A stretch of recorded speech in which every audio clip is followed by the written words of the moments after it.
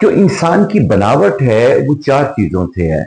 सबसे पहले उसके अंदर स्पिरिचुअल कोशेंट है, फिर उसके पास इंटेलिजेंट कोशेंट है, और उसके बाद इमोशनल और फिजिकल कोशेंट। यानी ये चार हिस्से इंसान के हैं। अगर कोई कहे कि इंसान को चार हिस्सों में तकसीम करें तो आपने इन्हीं चार हिस्सों में तकसीम करेंगे।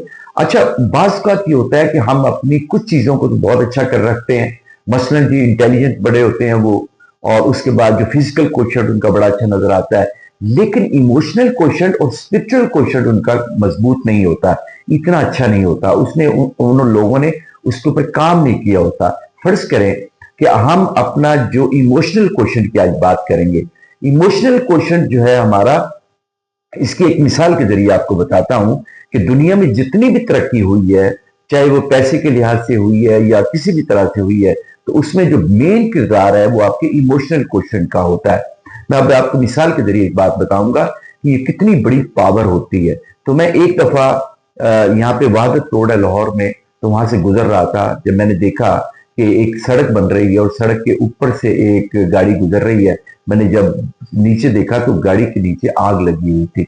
तो मैंने उसको उसको उस शख्स को आवाज दे के कहा कि तुम्हारी गाड़ी के नीचे मुझे किसी आग लगी हुई नजर आ रही है। तो वो शख्स जो था जिसके बच्चे गाड़ी के अंदर बैठे हुए थे, उसने वो जल्दी से नीचे उतरा है और उसने उस गाड़ी को पलट दिया। यानी आप खुद से आप अंदाजा लगाएं कि कम से कम भी वो 12 मन की गाड़ी थी जिसको उस शख्स ने खुद से वो उसको पलट दिया।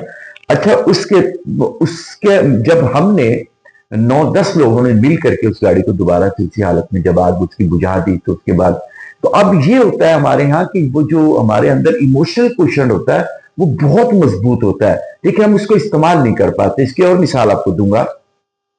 जब मैं जॉब करता था तो जॉब के दौरान में हमें रात को फोन मौसूल हुआ कि जी आपके जो फैक्ट्री है गारमेंट्स की, उसमें आग लग गई है। तो मैं भी वहां गया, तो मैंने देखा तो आग बहुत बड़े अलाव थे और 1122 अभी आ रही थी, और उसके जो जो टेंडर्स हैं वो अभी आ रहे थे। तो इस दौरान में मैंने ये देखा कि जो एक बिल्ली है, और वो बिल्ली जो है वो अपने वो चक्कर लगा रही है आग के करीब।